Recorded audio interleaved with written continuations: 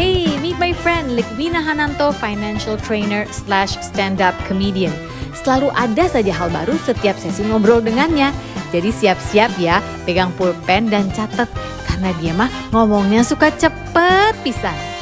Tapi jagoan dah. Udah ya. Aku nggak bawa kacamata. Oke. Hai semua, kita ketemu lagi di Sophie Nafi Talks, You Are Loved. Dan hari ini saya kedatangan seorang sahabat lama. Banyak sekali jabatannya ibu ini. Coba dibuka aja kameranya biar kelihatan ya. Kita sudah kehadiran Likwina Hananto, seorang financial planner turned financial trainer. Ya, ada perubahan tuh di dalam karirnya pada saat itu. Lalu juga ibu 3 orang anak. Lalu juga stand up comedian, lately sampai punya bala-bala Wina, ya kan? Lalu apa lagi ya? A solehot wife to a proud husband. In the words of Likwina Hananto, dia ngomong loh, istri solehot. Ya, sorry, ntar gue balesin nanti lagi jadi istri solehot. Gitu. Bikin sarapan buat suami. Iya, keren. Tepuk tangan dulu dong teman-teman. Jadi terbayang ya, dari sekian banyak angle-nya Wina, aku akan bertanya dari semua angle kayaknya. Siap. Termasuk angle di mana level usia kita di saat ini. Apa istilahnya? Perimenopausal, ya. Menuju menopause, tapi belum, you're not quite there yet, tapi it's like showing signs gitu yang kayak, kok jadi begini ya, gak bisa dilawan. Ini alam. Oke. Likwina Hananto ini lahirnya, Hananto nama suami kan? Kalau lu mah Sundanese kan? Jawa sih sebenarnya, ngaku Sundanese. Bokap gue Jawa Arab, nyokap gue Sunda. Oh gitu. Tapi biasa orang Sunda kan sangat dominatrix ya. Iya. Jadi semua orang disundanisasi. Bener. Padahal gue juga nggak ada Sundanya, tapi karena kuliah di Bandung. Kita sama nih guys, di mana orang TKD-nya. Nah, Wina ini dulu aku kenalnya karena dia menjadi financial planner kami berdua. Aku sama Pongki pada saat itu. Di usia kita lagi sok tahu-taunya lah itu ya. Usia sok tahu ya. Itu usia sok tahu loh menurut gue. Kayaknya nggak ada yang ditakutin waktu itu. Nggak ada, ya. Karena nggak tahu. Ya, you just think that you can do it all. Yeah. You can actually save up and invest and ongkang-ongkang kaki in your old days. Di usia sekarang kita malah berpikir, oh ternyata enggak gitu loh. Coba aku geser. Ya, geser dikit. Ya. Oke. Jadi balik lagi ke Likwina Hananto ini, pikirannya sebenarnya bule ya orang ini. Menurut aku tuh pikirannya tuh maju. Padahal lahirnya di kota kecil Sorowako. Oh, aku di Bandung. Kamu bukan besarnya di Sorowako. Bandung, terus pindah ke Sorowako itu di Sulawesi Selatan, terus dibesarkan di sana sampai SMP. Remaja balik lagi ke Bandung, baru ke Australia. Nah itu di Australia itulah dia kuliah di Perth, dan ternyata waktu kenal sebagai financial planner dia adalah adik kelas dan teman manajer aku dan teman-temannya yang sama-sama sekolah di Perth is Perth is okay, itu yang dia jadiin bahan juga. Gimana sih katanya bahan buat promosi tourism, tapi kok oke doang aja. Gitu. Oke aja ya. Nggak apa-apa. Tapi bagus banget loh isi Instagramnya Perth is okay itu. Bagus. It's so amazing. Iya. Tapi judulnya gitu merendah. Iya. Kenapa ya? Iya. Kayak mungkin mereka sederhana gitu ya kalau orangnya ya. Gak butuh tampil. Mungkin nggak belagu kayak kita gitu ya. Wina, gue mau nanya dong. Yes. Sebelum kita ke masalah kenapa lo dari financial planner terus lo menyebut diri sekarang financial trainer. Tiba lu lawak teh naon sih? Kenapa? Hasrat mau jadi artis tidak bisa dikendalikan. Oh gitu. Main film juga loh dia. Lebih banyak main film dia daripada saya, guys. Gue kayaknya pertama kali lihat Sof itu lu dilupus sama Irgi. Irgi kan keluarga juga ya, sesama Sundanese ya.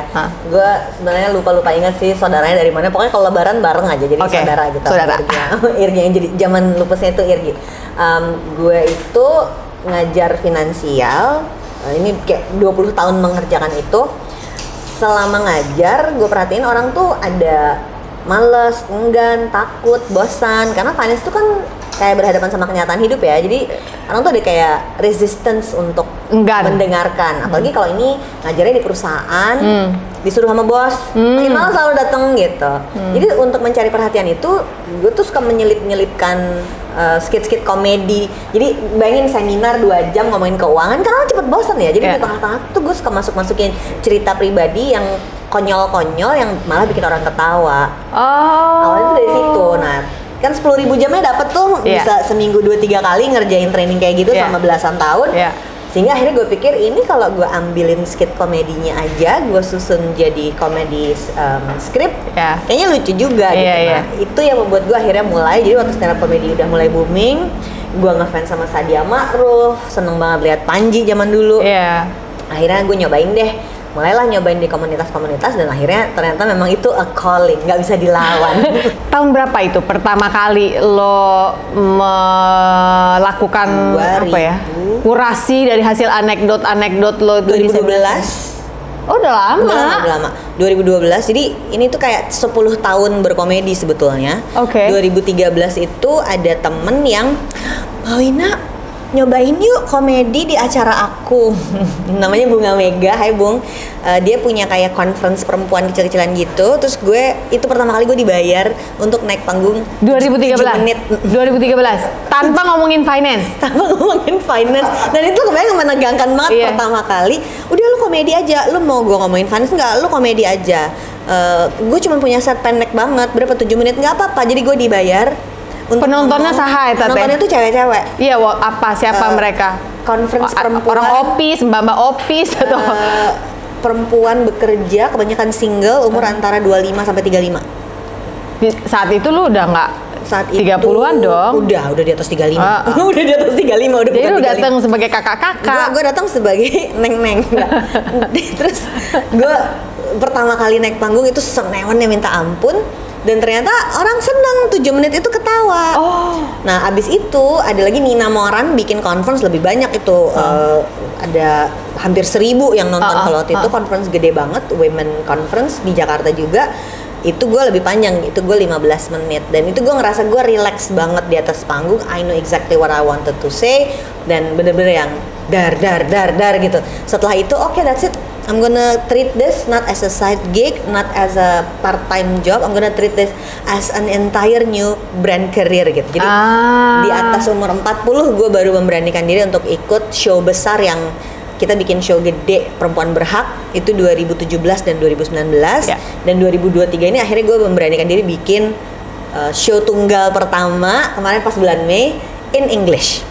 Iya, itu sih. Itu madness, gawat itu nekat banget karena jualan show pakai bahasa Inggris itu susah banget kan it's not our tapi kan teman-teman lu banyak orang Jaksel, they're so used to speaking English. Tapi kan itu bukan sesuatu yang lu naturally come and go for a show gitu loh untuk orang Indonesia gitu. Artinya segmennya tuh ada tapi Jaksel banget gitu. Itu full English, lu nggak campur sedikit pun? Full English.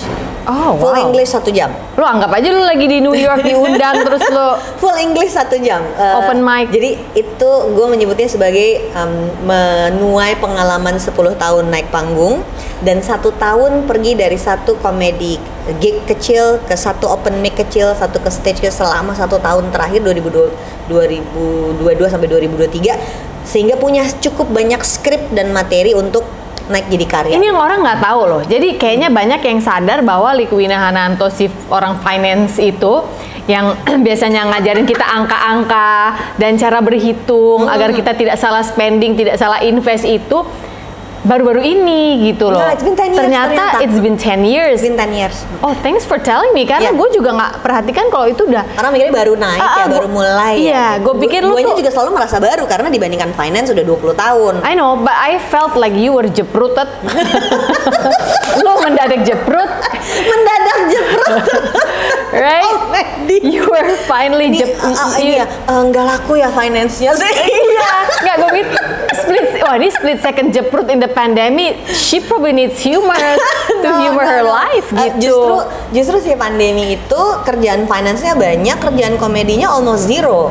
Karena nggak ada panggung. Selama pandemi kan panggung ditutup semua, kecuali di Bali. Iya. Sehingga waktu itu gue kecuali di Canggu. Bukan Bali ya, kecuali Canggu.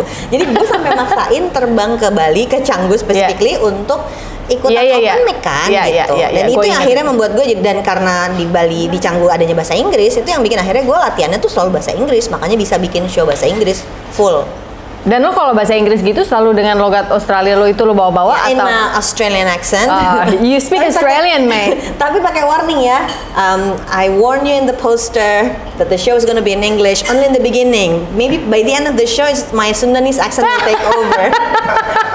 I think that it did.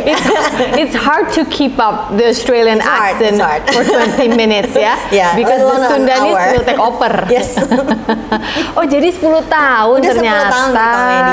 Gue juga nggak menyadari itu, merasanya kayak baru aja karena memang dibandingin finance yang udah 20 tahun, ini baru 10 tahun kalau dibandingin kan. Tapi si teman-teman yang latihan bareng sama gue tuh selalu bilang, udahlah teteh yang senior naik dulu, teteh yang senior. Maksudnya Senior di mana senior ya? gue tua apa gimana gitu. Ternyata buat mereka ya lu kan udah lebih lama. Baru gue, oh iya sebenarnya itu udah cukup lama, udah 10 tahun loh. Ari mana diajar eta nulis skrip? Nulis, ya. Nulis tuh gua sampai Terjemahannya. ikut workshop. Kamu diajar belajar nulis skrip itu di mana? Kapan? Siapa yang ngajarin itu? Kamu ikut workshop? Jadi gue nggak tahu. Jadi gue tuh bukan produk kelas, bukan produk kompetisi televisi, kan itu banyak banget hasilnya bagus ya, yang we respect them. Tapi gue tidak dalam bukan produk dari situ. Gue benar-benar produk selama puluhan belasan tahun naik panggung finance dan menyisipkan itu. Jadi something that came naturally. Kemudian gue baru belajar sama teman-teman, misalnya mau Sidik bilang ini namanya laugh per minute. Dalam 1 menit itu ada istilah berapa ketawa yang lu dapet misalnya gitu. Oke. Nah, gue baru tahu gitu. Terus kalau gue ngelucu, terus gue suka bawain satu materi. Nanti di akhir sebelum gue nutup, gue bawain materi yang mirip sehingga orang bisa relate sama materi yang pertama. Itu si Carlton nih, orang Bali, Carlton Johnson. Carlton yang punya Folly, ya, yang punya Butterman juga. Dia bilang, teteh suka closingnya pakai callback ya. Oh, gue baru tahu istilah-istilah kayak gitu tuh, gue nggak tahu sama sekali. Callback teh apa? Gue taunya call to action. Callback itu artinya misalnya gue bikin satu lucu-lucu apa di depan, nanti ada lucu-lucu lagi di belakang yang nggak persis sama tapi ini bisa relate. Oh, ngerti. Jadi orang pas lihat penutupnya ketawa karena yang tadi di depan udah sebut gitu. Itu callback. Gue baru tahu itu setelah. Itu gue banget loh callback itu. Iya kan? Ketika menulis gue senang callback gitu kan. Nah, nggak fallback ya. Jangan minta fallback. Karena nggak punya basic itu, jadi gue mencari. Nah, ada satu comedian yang gue ketemu pas dia lagi datang ke Jakarta. Dia base-nya di New York. Dia bikin workshop pas lagi pandemi. Karena lagi pandemi, jadi dia bikin workshopnya online. Jadi gue bisa ikutan. Di situ gue belajar cara memilah nulis skripnya yang lebih rapi itu kayak apa gitu. Jadi setiap panggung open mic itu buat gue adalah belajar untuk lihat, walaupun dianggap senior, walaupun dianggap lo mah udah punya pengalaman, lo udah pernah bikin special beberapa kali, tetap gue ngerasanya gue bisa belajar apa nih dari orang-orang ini. Jadi orang kayak Annie Yang, Regi Hasibuan itu base-nya di Bali semua. Chris Giacobi juga, mereka yang orang Itali tuh ya? Yang orang Itali yang tinggal di Bali itu jam terbangnya tinggi banget karena hampir setiap hari naik panggung. Iya. Di sini kan banyak open menyanyi dan MC juga gitu kan. Makin sering lu naik panggung, makin kaya pengalaman, dan di situ gue juga belajar mereka. Oh, kalau mereka bikin komedi itu setnya tuh dipendekin supaya LPM si laugh per minute itu makin padat.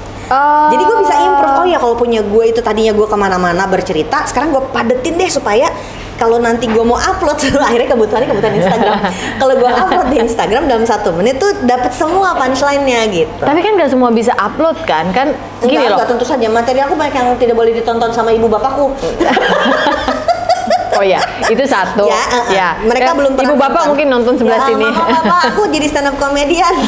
Tapi tolong jangan nonton dulu. Nggak. Gue belum siap ditonton sama orang tua gue. Oh ya? Belum. Jadi mereka sama sekali. Waktu Mereka lu kemarin belum show pernah nggak nonton. datang? Nggak. Lu nggak bolehin? Nggak, gue bolehin. Dan gue mertua apalagi ya? Mertua apalagi. Dan gue diskusi sama adik gue. Gimana, Dok? Adik gue namanya Wido, bukan Liguido ya. Si Wido yang akhirnya kamu ngomongin apa aja, aku ngomongin ini, terus dia akhirnya jangan deh, ya udah jangan deh. Akhirnya kita bilang jangan ya, next time aja kita cariin yang materinya aman. Gitu. It's too controversial, it's too apa ya? Nggak sanggup tayang di internet, sehingga belum aman untuk ditonton orang tua. Nah, tapi mereka ngomongnya apa tuh? Mereka pengen tahu kayak apa sih, dan lu tahu si show ini viral pada saat posternya nyampe ke WAG kakek-kakek nenek-nenek kan? Iya. Kok bisa nyampe? Gue nggak ngasih tahu pun, katanya kamu ada show ya? Oh no, gitu kan? Katanya kamu ada show. Terus adik gue yang nggak usah deh, oke. Tapi ada beberapa temen majelis taklim nonton. Oh, ada. Ada. Terus Tapi kalau mereka udah suka beberapa kali nonton. Adik-adik dan adik ipar nonton semua. Suami gue tentu saja nonton. Anak-anak menolak. Cringe buat mereka. Cringe buat mereka. No, I cannot deal with that katanya gitu. Jadi anak-anak nggak ikutan. Oke. Pertanyaan gue yang menurut gue cukup penting. Dengan lo bobodoran iya ya, dengan lo lalawakan ini mengacaukan personal branding. Bukan personal branding yang gue pikir sih, lebih ke efek hari-harinya ketika klien-klien menawarkan untuk menaruh masa depan finansial mereka ke tangan lo nggak takut gitu mereka? Nah sih dulu sih ada takut gitu ya. Kalau sekarang sih kayaknya enggak, malah udah ada request dan ini klien korporasi kan. Kalau klien gue kan sekarang financial training tuh perusahaan dan korporasi. Malah mereka ada yang request benar-benar bisa nggak Teh Wina stand up komedinya finance, yang ternyata ini adalah dua dunia yang sangat beda dan di kepala gue tuh nggak bisa digabung. Nah tadinya kan lu nggak mau tuh, gue sempet nanya sama lu tahun lalu jangan digabung. Lu mau nanya gue sebagai financial trainer atau sebagai comedian, lu nggak pernah mau gabung. Sementara menurut gue bisa Wina, lu bisa cari garis tengahnya. Ingat gak yang kita ngobrol masih di Pepita, masih di Legian? Tapi ternyata itu emang kayak dua orang yang sangat berbeda. Jadi si stand up comedian ini apa ya? I treat this like a very wild animal yang bisa kemana-mana, sangat random orangnya. Sementara si financial training ini yang very systematic, yang ada urutannya, ada rumusnya, ada kayak berjenjang belajar itu ada basic, intermediate, advance, sangat terstruktur gitu. Jadi ini dua orang yang sangat berbeda. Jadi kalau mau finance, gue bisa sih bikin seminar yang fun dan lucu, tapi jangan expect ini kayak gue mau comedy show. Ini dua yang sangat berbeda. Jadi itu yang udah mulai ada klien korporasi yang maunya apa? Maunya financial training, modulnya minta ini udah spesifik minta modul. Terus gue datang pas acaranya di Bali di sebuah hotel besar. Kita makan dulu ketemu sama bos-bosnya gitu. Gue duduk, oh iya kita udah nyiapin materi gini-gini. Terus bos-bosnya, oh iya. Terus datang anak yang lebih junior gitu kayak manajer mid levelnya yang tiba-tiba datang, Teh pokoknya nanti harus lucu ya. Aku yang tanda tangan approval loh Teh. Jadi Teh harus lucu. Gue noleh gue ini gimana dong? Terus anak kantor gue bentar mbak, terus dia lari masuk ke dalam, keluar lagi, tenang panggungnya gede, ada lampu, bisalah bikin semi show. Oh my god, it has come down to this gitu akhirnya. Iya, karena apalagi di Indonesia ya, orang di sini senang menggabung-gabung. They love fusion. Iya. Butuhnya entertainment. Iya kan, secara dan akhirnya tuh gathering karyawan 150 orang. Mau seminar serius-serius nggak bisa. Iya. Nah gimana tuh? Harus di setup. Panggungnya kayak apa? Jadi anak kantor gue udah hafal kan tim gue yang ngurusin finance tuh tim gue yang ngurusin comedy set gue juga kan. Bentar mbak, sedikit cukup lari balik lagi. Tenang mbak, ada panggung. Dia gitu. Panggungnya segede apa? Aman lah, lu bisa. Gimana kantor gue yang udah biasa. I know you can do it, dia bilang gitu. Ya udah, abis itu gue pegang mikrofon, dia lupa diri udah. Iya. tapi struktur finance-nya tetap lu pegang kan? Tetap dipegang, iya. Tapi jadi gue korek-korek ada bodoran apa internal di perusahaan yang bisa gue korek-korek. Nah itu kan berarti harus nyari lagi kan for that one particular client. Yang bisa relate. Iya, misalnya dunia oil and gas kan nggak mungkin lo. Misalnya nih orang-orang banking yang gedung kantornya mewah sekali, teman-teman mereka selalu rapi dan kece. Tapi terus nanti orang internet bilang, mbak kasih tahu mereka kalau akhir bulan ke Tenjo ya. Tenjo tuh tenda hijau itu yang warungan pinggir jalan. Saking udah habis duit ke akhir bulan. Oke. Habis itu ya kita hina-hina cinta gitu ditanggung. Jadi jokes internal itu akan kena ke orang gitu ya. Ya, if you put yourself di dalam posisi mereka, kalau gue nih tanggal sekian masih baju bagus, masih parfum gue wangi, udah tanggal bulan akhir, padahal dia kerja di bank mewah, gajinya juga nggak kecil. Ternyata begitu ngaku lalo pada makannya di Tenjo kan, itu ketawanya pecah banget. Dan mereka seneng kan? And they love it. Mereka seneng. Oh dia ngerti hidup kita ini menderita gitu. Iya. Ligwina adalah kita. Ligwina adalah kita. Gitu. Ligwina ngerti Tenjo gitu. Oke. This makes you more fluid sebenarnya ya sebagai seorang guru finansial. Jadi ada skill baru yang kayak skill unlock. Kalau main game tuh ada skill unlock lagi. I didn't know I can do something like that. Iya. Jadi kayak umur 40 ya. Karena gue kenal dia pribadi juga gitu. Cara lo menerangkan memang sudah begitu dari dulu. Maybe all these people jadi, baru masuk umur 40 tuh kayak kebuka hal-hal yang wow gitu. Dan gue kira ya udah umur 40 gitu. Ternyata dia ini kan udah bukan cuma over 40, ini over 45 kan ya. Ini jelita. Jadi begitu over 45 ada lagi skill baru yang I didn't know I can do this gitu. Apa tuh skill baru lo sekarang? Ini bisa gabungin komedi sama finance. Tadinya kan sangat separate kan. Tadinya kalau gue mau seminar finance ada komedinya tapi tipis-tipis gitu. Sekarang udah bisa yang oke Mbak, jadi hari ini komedi dulu 15 menit, terus nanti ke dalam lu ganti baju terus keluar lagi talk show finance. Babadutan. Baiklah gitu. Dari babadutan Nah jadi itu guru. gue sampai harus ganti baju dan sepatu karena gue nggak sanggup tampil yang sama gitu. Gitu ya? Iya. Buat lu rasanya Buat seperti itu. So this is your art, this is your craft. This is my craft. Okay. And so far you are loving it. I'm enjoying it. I'm having a blast. Oke. Gue mau nanya ini, kan kita tahu lo dulu financial planner, and then suddenly twist, you became this financial trainer. Mungkin kalau secara bisnis lebih ke nggak seruat jadi planner mungkin ya, yang lebih personalized gitu ya. I came to your office, I know how it looks like, I know the I have to work for a year with you.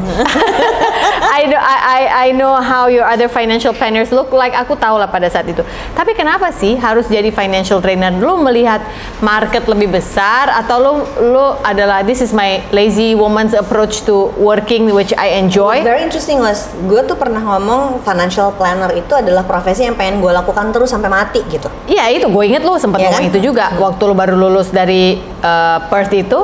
Lu bilang I know I want to become a financial planner. Gue balik ke Indonesia, gue set up ini itu kan with all the semangat kan. Dengan semua semangat. Tapi terus gue ikut sebuah business workshop. Oke. Terus duduk bareng sama business coach gue namanya Pak Budi Isman.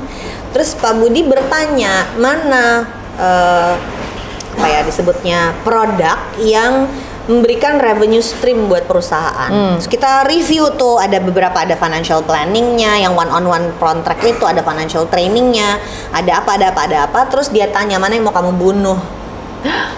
Itu kayak mesti ngebunuh anak, harus milih salah satu. Kenapa menurut dia harus ada yang dikorbankan? Kalau mau bisnisnya bergerak. So it was a conscious business decision. It was madness. Wait a minute. Kalau mau bisnisnya bergerak, emang bisnis financial planner lo nggak bergerak? Enggak, it was a declining rate pada saat kita lihat data. Kan kalau pakai hati dan perasaan aja sih, I love doing this, dapat satu klien nggak masalah, tapi begitu dilihat ternyata it very costly, nggak ada margin yang bagus, it was at the declining rate, financial trainingnya konsisten terus. Yang mana yang mau kamu konsentrasi dengan resources kamu yang sangat terbatas. Dan financial planning itu berarti kan harus punya planner sebanyak-banyaknya. Zaman dulu kita bisa punya 30 planner. Satu ruangan isinya planner semua, merasa keren banget gitu. Klien aku banyak banget Pak, 1000 ada. Orang Indonesia ada berapa Win? 200, waktu itu 250 juta. 1000 banyak nggak? Jadi kamu maunya apa? Maunya bermanfaat untuk orang banyak. Kira-kira kalau bikin financial planning satu persatu orang bakal cepet nggak untuk bisa memenuhi bermanfaat buat orang banyak? Enggak, lu kayak guru les privat kan satu-satu. Oke, kalau pengen numbersnya yang di reach out, apa yang mau dikerjain? Education. So it was a sound and conscious business decision. Dulu sih berat banget untuk memutuskan menghentikan itu, karena menghentikan itu kan ada sistem yang harus gue bongkar di dalam kan. Trainernya nggak bisa, plannernya nggak bisa kita pakai lagi. Di masa itu tuh ada namanya client relation officer yang ngebantuin si kliennya untuk berinvestasi. Itu kita harus stop juga. Yang artinya kalau mereka nggak mengerjakan itu, mereka mengerjakan job yang berbeda, gue harus reallocate dan assess skillnya dong. Cocok nggak dia? Belum tentu pas. Jadi had to let go of people. Jadi we had to akhirnya banyak yang mengundurkan diri atau memilih untuk part time. So we're very lucky, nggak ada yang harus dipecat. I couldn't afford memecat orang dan nggak akan ada hati untuk sanggup melakukan itu. Tapi si planner-planner itu ada yang kemudian aku nggak suka training, aku mau planning aja. Then you have to do it on your own. Gue bilang gue nggak bisa bikin planning lagi, sehingga dia keluar dan bikin financial planning firmnya sendiri. Tapi beberapa memutuskan, yaudah kalau gitu kita training aja Mbak, tapi izin gue ngerjain yang lain. Kalau lu butuh trainer, gue part time di tempat lo. I see. Ada yang memilih itu juga ya. Akhirnya jadinya klop. Dan tahun berapa tuh ya? Officially 2018. I'm gonna ask a very personal question. Ini lu boleh jawab apa enggak, terserah. Karena yang ngedit juga ujung-ujungnya gue. Tapi sekitar sebelum saat itu kalau nggak salah kan lu ada tuh sempet ada satu case dengan seorang artis lah, katakan temen gue juga. Was it because of that? Lo pasti ada hubungannya dengan itu. Kayak kapok gitu jadi planner. Itu 2014. as much as I want to say gara-gara itu, tapi kan dari 2014 ke 2018 kita masih mempertahankan bisnis model yang sama, dan gue masih menikmati ketemu klien satu-satu dan masih ada orang datang minta dibikinin plan. Nah, jadi nggak bisa dibilang karena bisa itu bilang juga. Gara-gara ada case kemudian kita memutuskan menghentikan si service itu. Si planning Karena ini. ternyata enggak. Baru 2018 gue memutuskan oke, kita stop semuanya ya. 2018 kita training aja. Tapi lu sempet shock nggak waktu Iya, kaget lah gue itu. Iya, gue sampai mau nelfon lu aja gue nggak berani karena gue takut. Aduh, gimana ya perasaan dia Iya, gitu. itu kaget. Tapi gini, gue tahu gue nggak bawa lari duit orang.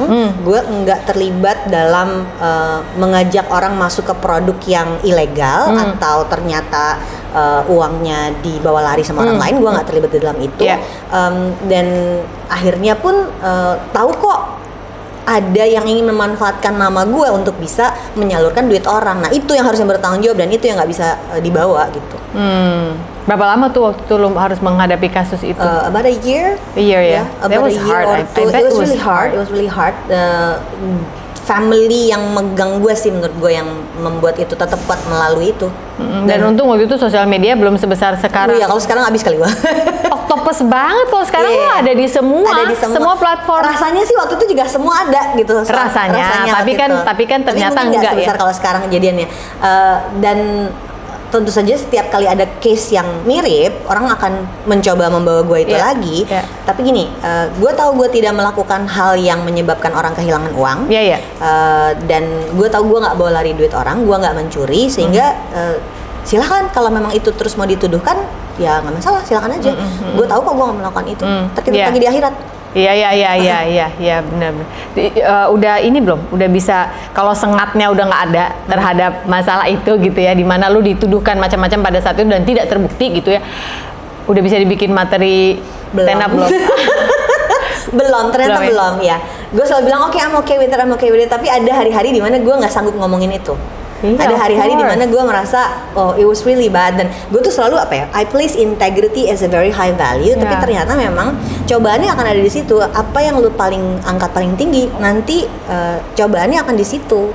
Gue mengangkat integrity terus gue dianggap penipu, itu kan kacau banget. Dan siapa mau kembali ke gue untuk berdiskusi tentang keuangan pada saat gue di stempel lu tuh nipu orang. Itu berat banget sih sebetulnya. Iya. Comedy save me a little bit karena kayak gini, kasus itu membuat gue juga belajar bahwa gue tidak boleh didefinisikan sama satu profesi. Oke, tidak bisa didefinisikan oleh satu profesi. Oke. Iya, jadi hidup lu itu enggak karena satu hal aja. Your life is beyond that. Beyond. Your life should be about a lot of other things that you can do. Dan itu yang mungkin juga di masa itu kan antara 2012-2014 kan gue lebih dekat sama komedi kan. Itu gue malah jadinya punya keberanian untuk so what kalau gue nggak jadi financial planner lagi. Karena at that time it felt like it's the end. Iya, cita-cita lo waktu keluar kuliah gua itu dengan jadi segala financial planner waktu itu. Tapi pada saat ternyata gue berhasil masuk ke dalam komedi dan menikmatinya, ternyata life is more than that gitu. Jadi setelah itu kayak healing untuk gue pribadinya ya, untuk merasa bahwa ternyata gue bisa mendefinisikan diri gue untuk hal-hal yang berbeda. Lo anak pertama kan? Iya. Nah, si anak pertama finally learn something di situ ya. Karena kan si Teteh kan, bener gak sih? I mean like I can relate. Gue kakak juga kan. Si kakak harus bertanggung jawab atas dunia. You are the universe. You are the. Pantas ada lagu itu kan? Iya kan, you are the universe. Iya. Si kakak dari kecil udah jaga adik. Kakak harus tanggung jawab. Harus kasih contoh. I'm like, I cannot give contoh all the time gitu kan. Aku juga perlu space untuk berbuat salah. Iya, yang gitu. berat sih nggak enak sama orang tua sih. Karena kan responsibility untuk harus menjaga nama baik keluarga. Ya, tapi kan lu bisa nerangin ke mereka nggak terbukti mah, Pak. Ini memang bisa, aku nggak ngambil duit orang, aku nggak. Ini memang ada satu sistem yang akhirnya terlihat seperti itu, but it's not that gitu. Karena kalau memang iya kan udah urusan sama legal ini kan. Ya, tapi kan dan tidak. Dan gue nggak pernah sampai ke polisi. Iya, ya artinya kan memang tidak ada case yang bisa di-build gitu. Wah gila sih, itu pelajaran banget buat anak pertama pisan sih. Tapi sangat menarik pada saat ada satu titik di mana yang, hey, I'm more than just a financial planner, I can do other things. Right. Itu kayak graduate gitu harusnya. Iya. Karena tadinya gue pikir gue adalah itu. Iya. Jadi gue ngerasanya kayak you label yourself that, you myself. Identify, udah. Dan jadi merasa hancur sekali pada saat profesi itu lenyap gara-gara dituduh menipu kan. Iya. Terus pada saat gue bisa melakukan yang lain, kemudian 4 tahun kemudian kita fokus di financial training, baru di situ kayak sebenarnya yang lo mau lakukan apa sih? Gue pengen mengajak orang belajar. Padahal lu yang mengeluarkan jargon tujuan lo apa? And you learn from it. Kalau datang ke Wina dulu ya, Wina, gue mau invest orang ini. Yang anak lama doang yang inget itu, tau gak sih? Wina, gue mau invest ini. Wina, umur gue sekian, nanti anak gue kuliah pengen di Australia, gimana caranya? Tujuan lo apa? Dia selalu nanya itu sampai di mana-mana. Dia kan dulu ratu Twitter ya, Twitter. Pasti tujuan Jadi, lo apa? Pak Budi Isman, business coach gue juga menanyakan hal yang sama. Kan lo selalu bilang tujuan lo apa, Win? Nah, sekarang lo maunya apa nih? Yang lo mau kerjakan tuh apa? Gue tuh menikmati orang. Jadi gini, hasil dari membuat financial plan, ternyata yang gue suka itu adalah ketika orang mengerti dia mesti ngapain. Oke. Gue tuh ternyata nggak suka yang hal kayak gue jadi lebih kaya, value-nya nggak sama. Gue tuh bukan yang pada saat lo invest terus orang punya uang 20% lebih banyak atau 5 kali lebih banyak, itu gue nggak bisa relate. Jadi kalau ada orang yang datang, oke mbak, jadi kalau gue punya 100 juta ditaruh di lo jadi apa? Ditaruh di gue gitu. Gue nggak bisa relate yang kayak gitu. Ternyata gue lebih suka pada saat gue jelasin terus orang yang ngerti, oh berarti ini yang harus aku lakukan. Jadi empowering other to make decisions for their own money. Kalau gitu itu ada di education. After knowing their purpose, itu kan education. Jadi itu ada di education. Jadi gue lebih menikmati soal edukasinya daripada soal investingnya. Gue bisa ngobrolin financial journey-nya dibandingkan uangnya berlipat-lipat cuan. Value itu gue nggak masuk. Yang tentang cuan-cuan dan serba duplikasi itu nggak masuk ya. Jadi crazy rich itu gue nggak masuk. Dari situ akhirnya sampai ke crystallize. Oh, gue tuh lebih suka ke education. Gue lebih suka financial training. Baru kita ketemu. Oke, so the conscious business decision is to focus on financial training. Jadi setelah itu kita jadi tahu apa yang mau dikerjain. Karena kalau kita tahu apa yang mau dikerjain, resourcesnya bisa dialokasikan. Jadi gue tahu si trainer ini harus diajarin apa. Plannernya jadi trainer itu kan transisi profesi. Exactly what I was about to say. Jadi si financial trainer ini melibatkan some sense of planning. Harus punya basic planning. Tapi sementara kalau ngajar. Sementara kalau kita cuma bergerak di financial planning aja, you will never train a person. Cuma dibantu bangun legonya aja terus gitu ya. Sementara dan on the business side artinya kan beda service. Jadi ada misalnya klien-klien lama yang nggak mau lu yang kerjain, gue nggak bisa. Iya banyak pasti banyak kan. Kayak gitu. Oh sorry kalau kayak gitu kita nggak bisa. Iya. Jadi kalau ada planner yang mau melakukan itu, trainer gue yang pengen jadi planner, oh silakan, but you do it at your own terms ya, karena gue nggak sanggup megang responsibility-nya. Iya. You make your decision with your clients, jangan gue tanggung jawab dong. Gitu kan? I'm not involved in your discussion. How do I know what you guys are discussing? Gitu. Oke, kalau mau kayak gitu, do it outside QM. Bilang gitu. Do it outside the company. Dengan namamu sendiri, tidak dengan bawa nama QM. Oke, kita balik ke financial planning saat ini ya. Secara basic aja, lu sendiri tertib nggak terhadap keuangan lo? Was there a time you ever failed? Pengen tahu kan? Lo kan selama ini mengajarkan orang. This is your purpose. This is how you do it. Nah, sekarang lo punya opsi ini, lo bisa memutuskan. And the pandemic changed everything. Di umur 20-an tentu saja kita tidak punya, waktu itu aku dan suami kami tidak punya disiplin dan habitnya untuk menyimpan dalam jumlah besar. Jadi uang banyak habis, lifestyle-nya tinggi banget dan mahal banget. Jadi saldo tabungan sebelum jadi financial planner itu $119.200. Hah? Jadi mari berharap sekarang $119.200 ya. Ya amin. Iya. Kesel soalnya. Iya. Tapi itu tuh kayak low point yang membuat gue oke, begitu anak pertama lahir baru panik. Wah, kita nggak punya duit buat membesarkan anak ini. Baru kita beres-beres keuangan. Itu titik finansial terendah lah kalau gue ngerasanya. Padahal di posisi dua-duanya berpenghasilan. Udah merasa kaya tuh waktu itu. Kan nggak ada cicilan, nggak ada responsibility lain-lain ya, duitnya banyak aja masuk. Padahal ternyata harus ada yang disimpan kan gitu. Itu membantu kita untuk kayak bikin rem mendadak dan diberesin lagi keuangannya sampai sekarang. Tapi pandemi kemarin pun cukup goyang ya, walaupun penghasilan suami gue nggak ada perubahan yang terlalu signifikan, dia nggak ada gaji dipotong atau apapun. Karena dia konsultan ya? Karena dia consulting dan dia ada perusahaan yang memang ngasih gajinya rutin. Gue penghasilan ngikutin perusahaan gue dong, dan itu tadinya kita bikin training yang terbang 3 kali ke luar kota dalam seminggu gitu kan. Bisa ada di 3 kota berbeda dalam seminggu, tiba-tiba berhenti total. Nah, itu sangat mempengaruhi sehingga penghasilan gue yang berkurang. Jadi ngaturnya tuh udah nggak bisa sama kayak dulu lagi. Gue belajar dari pandemi ini untuk hidupnya tuh buat 3 bulan lagi. Jadi kerja sekarang tuh buat 3 bulan lagi. Iya, karena waktu itu banyak restriksi banyak larangan. Cash reserve-nya tuh sangat terbatas. Jadi kita nahan semua cash untuk memastikan tidak ada karyawan yang dipecat, tidak ada karyawan yang karena bisnis owner. Karena bisnis owner kan, THR jangan sampai telat, hal kayak gitu. Asuransi kesehatan tetap terbaik karena kalau ada yang sakit gawat kan kalau asuransi kesehatannya mati. Itu kemudian membuat kalau dibilang pernah ngerasain keuangan kacau, ya pernah lah, pas pandemi pun ngerasain kayak gitu. Tapi karena punya habit yang panjang ke belakang dan cukup baik, semua goncangan di pandemi itu bisa kita lalui gitu.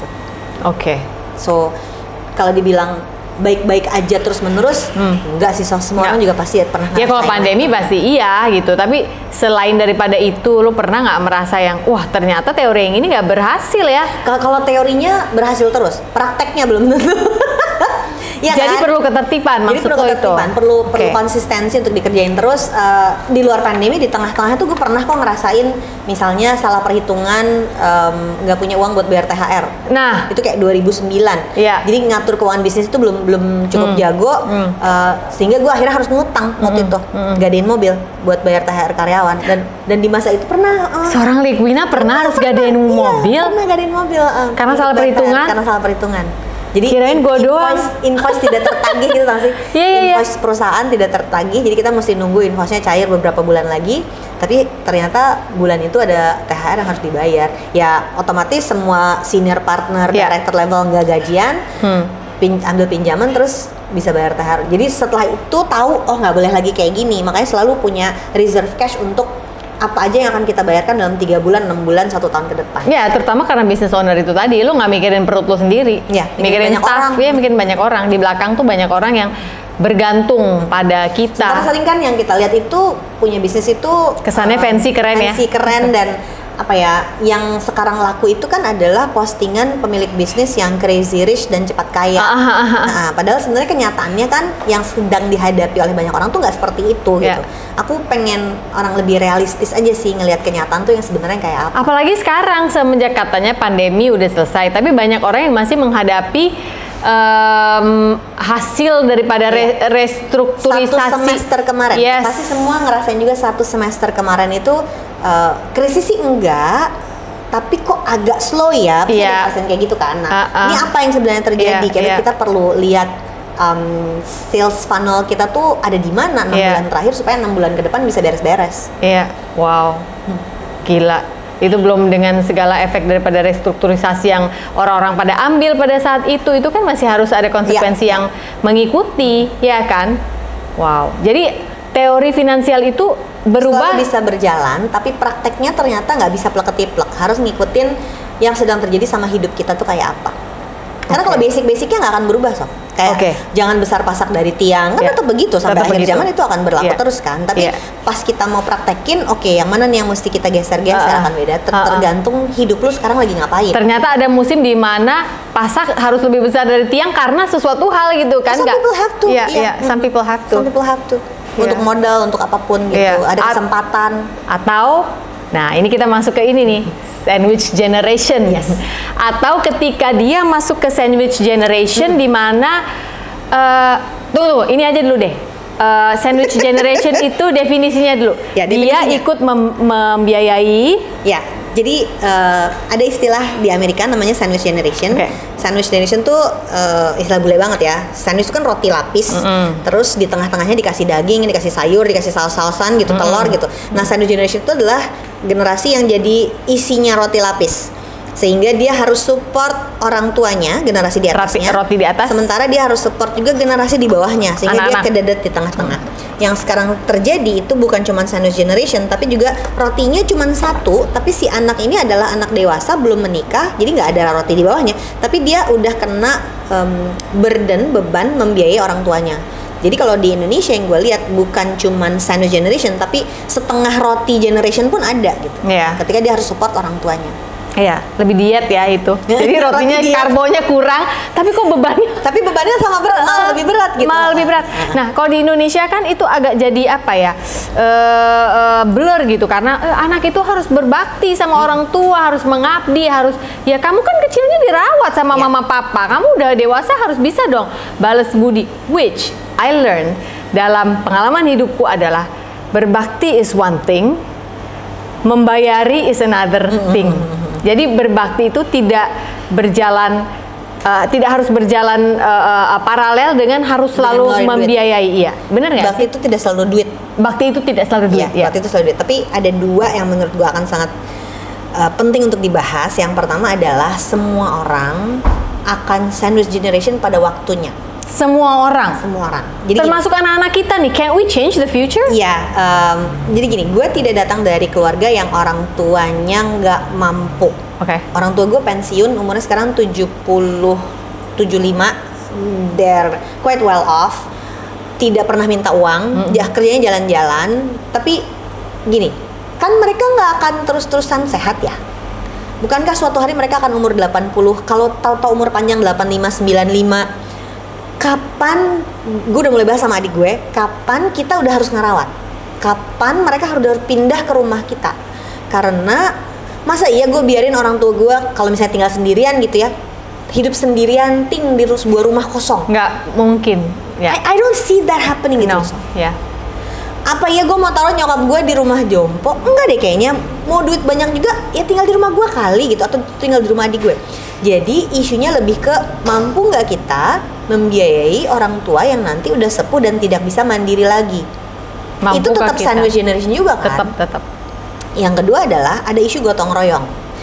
Core budaya kita tuh gotong royong. Nah pada saat kita ngomongin gotong royong, artinya gini, 10 orang nolongin 1 orang. Ya. Yang sekarang terjadi di sandwich generation ini adalah satu orang nolongin 10 orang. Ya. Jadi ada satu rumah, mungkin nggak 10 orang, tapi ada ibunya, ada bapaknya yang udah sepuh dan tidak bisa bekerja, ada kakaknya yang janda tidak punya suami, anaknya 3, nggak ada yang biayai, terus dia punya adik 2, terus anak ini punya istri 1, anak 1, jadi ada 10 orang yang dia harus support, dia sendirian sebagai pemberi nafkah utama. Itu yang sedang terjadi. Itu bukan gotong royong. Kalau mau balik ke core budaya kita, harusnya dari 10 orang ini cari siapa yang sanggup kerja dari 10 orang ini, membiayai, misalnya bagi bebannya. Ini 4 orang bisa kerja deh, 4 support yang 6 bagi bebannya gitu, dibagi bebannya. Walaupun mungkin nggak sanggup kerja tapi bisa jualan gado-gado, bisa jualan batik, bisa jualan apa gitu. Apa kek lah gitu ya. Jadi akhirnya sampai ke titik bahwa kalau si sandwich generation itu duitnya ada nggak masalah dong. Iya nggak? Iya. Ini dari sisi finansial ya. Beda soal beban mental dan Oke. Finansial. Kalau duitnya ada nggak ada masalah. Oke. Sandwich generation kalau terjadi duitnya ada nggak masalah dong. Nggak masalah. Gue tadinya berpikir oh ya kasihan ya sandwich generation. Gue nggak sandwich generation. And then I think about it. Ibu mertua gue tuh udah pindah ke rumah gue. Oh udah. Walaupun dia masih mandiri. Iya. Jadi dia kayak 4 hari di rumah gue, 3 hari dia pulang ke rumahnya. Right, oke. Itu juga mengubah banyak hal. Iya. Dan kita tuh nggak sanggup mama sendirian di rumah itu. Nggak mau, ayo mama ikut bareng. Di sana ada bibi lah, rumahnya nggak kosong-kosong amat. Tapi di Bogor, kalau lagi mau di Jakarta di rumah aku lah gitu. Jadi kita nyediain tempat dong, kita renov lah kamar-kamarnya. Dan duitnya nggak masalah. Yang jadi masalah tuh kan saat tidak ada duitnya. Satu lagi isu soal si 10 orang yang harus disupport sama sendirian ini. Kalau dia duitnya nggak masalah. Berarti isunya ada di apa? Isunya ada di income. So if you have an income problem, this is not financial planning problem. Okay, this is good. If you have an income problem, ini bukan permasalahan financial planning finansial. It's not about an investment problem. It's not about investment, okay, setuju. Jadi suka nggak nyambung antara masalahnya sama solusinya. Orang tuh berpikir ada income problem, apa yang mesti dilakukan? Pasti planning gue kacau gitu. Ya enggak. How do you generate income? Itu yang harus dibahas. Sehingga instead of urek-urek di mana planningnya salah gitu ya. Apalagi yang mau dihemat, nggak bisa. Isunya ada di income-nya. Oke, bukan apalagi yang mau dihemat, tapi berarti income lo ya gedein jendelanya. Oke. Untuk bisa terus konsisten berpenghasilan, kita mesti fokus mundur dikit. Apa sih skill yang dibutuhkan untuk orang bisa berpenghasilan? Nah, di situ harusnya fokusnya. Dan itu bukan dunia financial planning. Bukan. Nggak sama. Iya. Itu personal development ya. Jadi itu kita mesti diskusiin soal mungkin waktu di umur 20-an memikirkan, atau di umur 19-20 waktu kuliah kan kita memikirkan ilmu dan skill apa yang kita dapatkan waktu lagi kuliah supaya nanti keluar dari universitas bisa kerja atau berkarya. di umur 20-30-an lagi kerja, kita mikirin dong ngerjain ini gue dapat skill apa untuk nanti gue bisa naikin karir. Ini menurut gue harusnya nggak berhenti.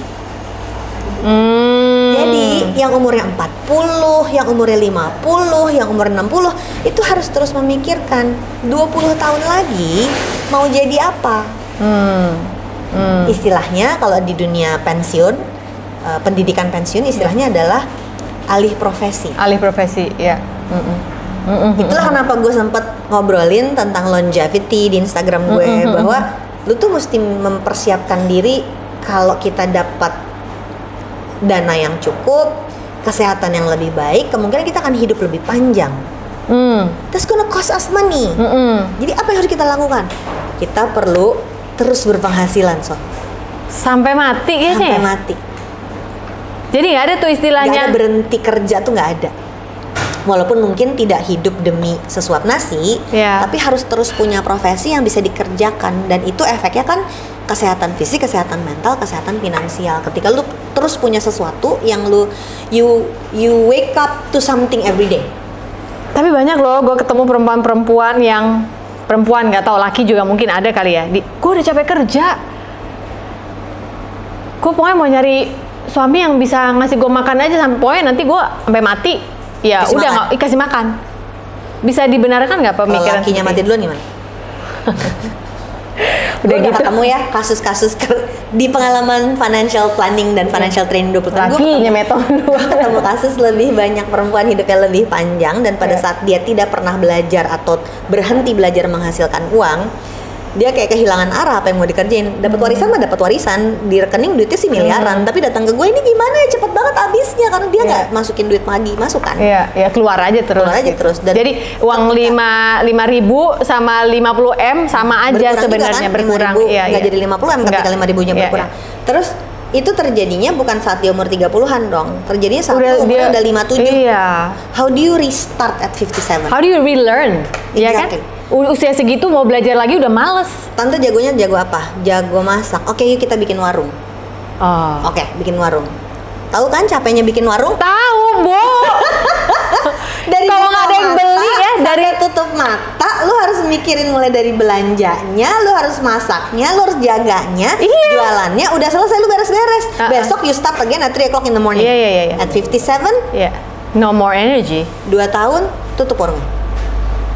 Dan belum belajar struktur pula di usia segitu ya. Gue nggak bilang pasti fail, tapi lebih sulit untuk relearn kan. Dan energy level, gak usah 57, kita over 45 aja udah lelah kan ya. Jadi kerasa gitu. Sehingga itu tadi, you need to learn brand new skill yang mau disiapin supaya di umur 40 mau ngapain, di umur 50 lu mau ngapain, di umur 60 ngapain, di umur 70 mau ngapain. Nah, it doesn't stop, di umur 80 mau ngapain.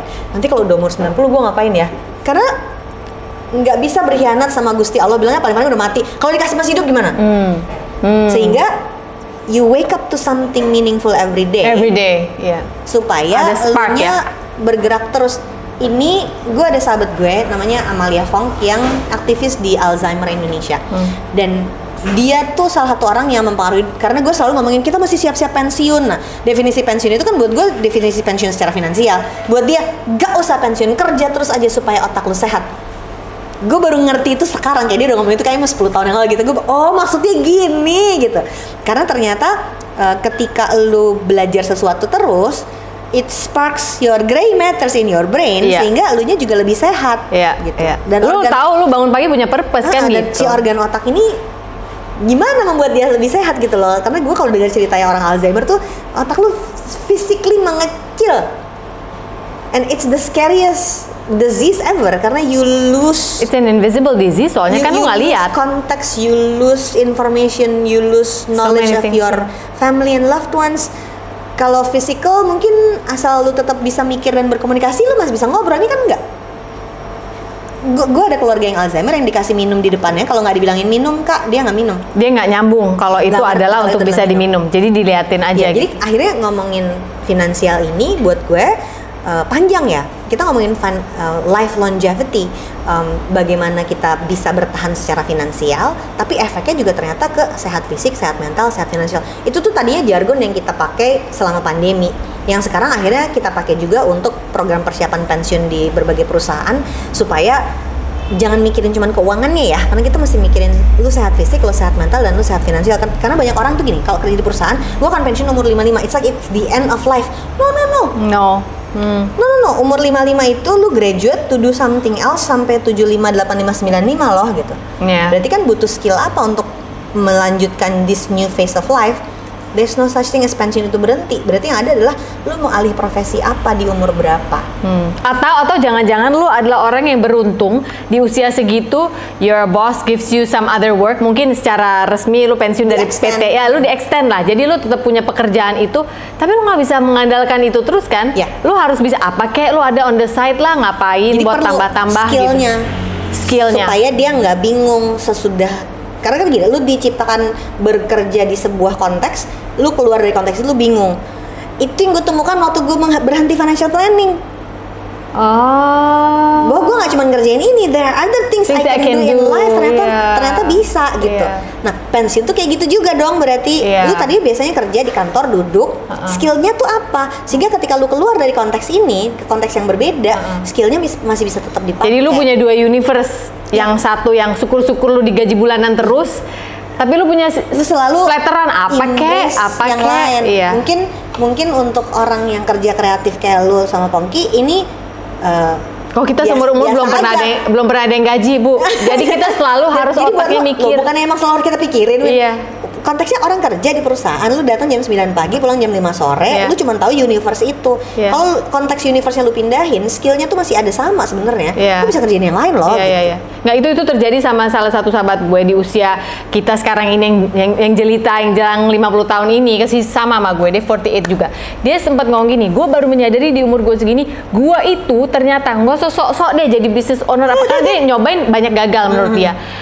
I'm a very good employee. Gue tuh ternyata adalah kooperatif dia. Iya, dan gue tuh berharga untuk perusahaan gue. But yang harus gue konsentrasi adalah what can I do for sampingan gue, side hustle. Gue tuh yakin, gue tuh pasti bakal di-keep sama bos gue. Orang otak gue kepake banget. Udah, jadi dia ngeliat raport dia gitu 10-20 tahun ke belakang. Gue tuh menghasilkan di setiap perusahaan yang gue kerja tuh, their financial revenue-nya nambah because of my structure, my ideas, jago. Dan banyak orang yang suka dia menemukan pada saat pandemi, ternyata perusahaan ini padahal sesama katakanlah bergerak di perbankan juga gitu, ngasih dia side job juga. Tolong dong ini dihitung, diatur. Jadi dia dapat side job itu. Disitulah dia tahu bahwa I'm really good at what I do. I'm really good. Dan udah deh, nggak usah mimpi gue business owner. Gue kayaknya tidak selalu. Jadi kita suka berpikir, oke, pensiun, gue mau pensiun. Ternyata bikin bisnis, itu namanya alih profesi, Bu. Bukan pensiun namanya. Iya. Itu kan? Iya. Kita suka lupa itu bahwa ketika berhenti kerja dan punya bisnis namanya itu pensiun. Enggak, itu namanya alih profesi gitu. Pensiun itu cuma financial terminology kalau buat gue. Tapi akhirnya kita mesti menemukan skill baru untuk alih profesi. Mungkin punya 1 atau 2 bahkan 3 profesi yang berbeda. Kalau in my case, yang skillnya apa sih sehingga lu bisa bawa terus. Nah, gue nemu ternyata skill gue adalah storytelling dan bikin orang ketawa. Oh, berarti ini yang bisa gue pakai. Tinggal profesinya apa. Jadi profesi itu bisa macam-macam gitu. Jadi zaman sekarang tadi pagi baru diminta untuk jadi MC, Sof. Di mana? Hebat, menhebatan. Gue tolak, Sof. Nanti gue kasih nomor lu aja ya. Kalau di Bali-Bali aja berangkat. Itu skillnya beda kan. Gue bilang, gue kalau disuruh moderating discussion gue bisa, kalau MC gue nggak bisa. Gue bilang, karena dia berpikir, tapi kan Kawina grup alumni gitu. Kawina kan public speakingnya bagus. Ya beda ranah. Gue bilang itu kayak dokter anak lu suruh ngurusin penyakit jantung. Bener-bener. Tahu tapi beda, gue bilang gitu. Nah, ini ternyata membuka banyak pintu yang tadinya gue tidak pikir bisa gue lakukan. Oke, jadi buat the average person yang sedang nonton ini di rumah, when I say average bukan berarti lo orang biasa aja, there's nothing special about you ya. Tapi maksudnya selama ini lo adalah pegawai yang baik, kayak temen sahabat by default lo merasa hidup lo biasa aja, gitu aja gitu. By default lo merasa biasa, tapi lo pegawai yang baik. Selama ini lo bekerja juga baik, gak pernah korup, lo jujur, which is good gitu. Diandalkan sama bos ternyata. Diandalkan sama bos gitu. If you can keep your job, lo harus cari skill yang bisa di-develop. Yang bisa lo develop. Akhirnya supaya lo punya beberapa universe gitu kan. Karena tadi gue bilang income issue itu akhirnya self-development kan. Tadi lo bilang kan self-development kan. Jadi akhirnya gini, seberapa kenal lo sama diri lo sendiri. Dan itu kan never ending proses ya. Lu menemukan hal baru lagi tentang diri lu. Oh ternyata lu tuh bisa ini, ternyata lu tuh jago ini, ternyata lu kelemahannya ini, kelebihannya ini. Itu yang menurut gue harus kita kerjain dulu supaya tahu, sehingga sadar. Orang yang nggak sadar tentang dirinya, dia yang akan paling sulit untuk bisa berkembang. Kalau ngeliatnya gitu. Dan duit akan ngikut kalau udah soalnya kayak gitu. Kalau lu udah tahu. Jangan semua orang lagi ngonten, lo juga sibuk ngonten. Padahal belum tentu di sana, karena untuk orang ngonten effort segini bisa dapat, buat lo effortnya kayak mendaki the Himalayas gitu loh. Ya, gue di kantor tuh ada anak yang jago eksekusi. Dan buat dia it's very stressful, kok gue nggak punya ide yang brilian gitu. Tapi dia jago eksekusi. Terus gue bilang kalau lu mau mengembangkan diri supaya punya ide lebih banyak, maka lu perlu lingkaran yang berbeda gitu. Tapi lu sadar nggak bahwa ketika si A jago punya ide, dikasih ke lu yang eksekusi, dan hasilnya jadi kerjaan yang bagus banget. Kalau lu nggak ada, nggak jalan lo ide itu. Ketika dia menemukan itu, baru dia, oh ya itu porsi gue di situ ya. Produser pelaksana di balik kamera, Bapak Pongki Barata. Disuruh ngomong nggak mau, tapi selesai episode gue harus ngedit bareng sama Dika, tim kita. Dia yang ngeliatin, besok-besok nggak boleh ada ini di sini, ini di menit kesekian nih nggak bagus, kurang gesernya ada. Kapan, ya karena dia merhatiin analytics. Gue nggak akan bisa suruh merhatiin orang, gue udah sibuk di rumah, nanti gongsengin apa buat anak gue makan sama dia, buat makanan dia juga gitu. Iya, jadi itu yang kenal sama diri sendiri, and it's a never ending proses, nggak yang tiba-tiba besok langsung datang isyarahnya gitu, mimpi, oh ternyata aku orang ini, nggak gitu kan. Tapi ketika kita belajar kenal sama diri sendiri, itu membantu kita untuk bisa menemukan kelebihan kita apa, dan itu jadi kontribut. Orang tuh suka fokus sama kelemahannya, padahal ternyata kelebihan dia itu yang harusnya difokusin untuk jadi kekuatan, dan itu yang orang lain nggak punya. Terus kolaborasi sama orang yang kelebihannya beda. Gue di kantor tuh udah nemu ada satu yang memang anak media banget, ada satu yang memang eksekusi offline-nya jago banget, ada satu yang memang diteliti. Dia orangnya detail. Gue yang oke, gue enak nih kalau kayak gini. Timnya memang punya skill yang beda-beda gitu. Gue tinggal bagian ketemu ide apa, terus nanti dia mau lempar apa nih, dia tinggal gitu kan. Ada satu yang memang ilmunya lebih tinggi, dan orang selalu minder karena dia ilmunya tinggi banget, tapi justru dia yang bisa tahu asuransi ini naik harganya karena apa, investasi yang ini returnnya lagi sekian karena apa, dia yang ngerti. Oh berarti think tanknya ada di dia. Kayak gitu kan suasana kerja yang kita butuhin. Ini orang-orang kayak gini dipindahin konteks yang berbeda, dia akan shine dengan sendirinya dong gitu. Jadi kita perlu tahu kita punya kelebihan apa, skill apa, and don't stop there. Gue nggak tahu kalau waktu gue kuliah, gue nggak tahu kalau gue akan jadi financial planner. Waktu gue jadi financial planner, gue nggak akan tahu ini akan berubah jadi financial training. Waktu gue fokus di financial training juga, gue nggak ngerti kalau ternyata sekarang gue bisa stand up comedy, kan nggak masuk gitu loh. Tapi karena gue tahu yang gue nikmati apa, yang orang responnya bagus apa, push di situ untuk bisa. Berarti harus keep trying new things dong. Definitely. To know. Kalau nggak kan kita jadi pelajari, ada yang berhasil, ada yang nggak berhasil. Ada yang asik, ada yang nggak asik tapi harus tetap dikerjain. Kan orang akhirnya cuma mau kerjain yang asik aja. Asik kalau menurut gue harus dicobain. Harus dicobain. Sampai akhirnya nemu ini yang sparksnya paling banyak buat gue. Dan dijalanin terus dengan setia.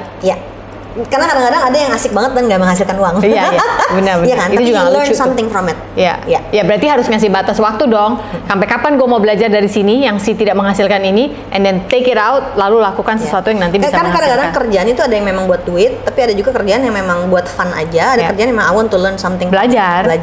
Jadi ya akhirnya kita juga bisa memilih kan kapan mau dikerjain, kapan mau enggak. Jadi balik lagi ke sandwich generation itu. Semua orang akan sandwich pada waktunya. Itu menurut Lik Winahananto. Wah, rada setuju sih ya. Sedih ya, karena itu bisa sandwich atas atau sandwich bawah atas, atau nyamping juga sandwich loh. Jadi bleber gitu, isi si roti lapisnya bleber.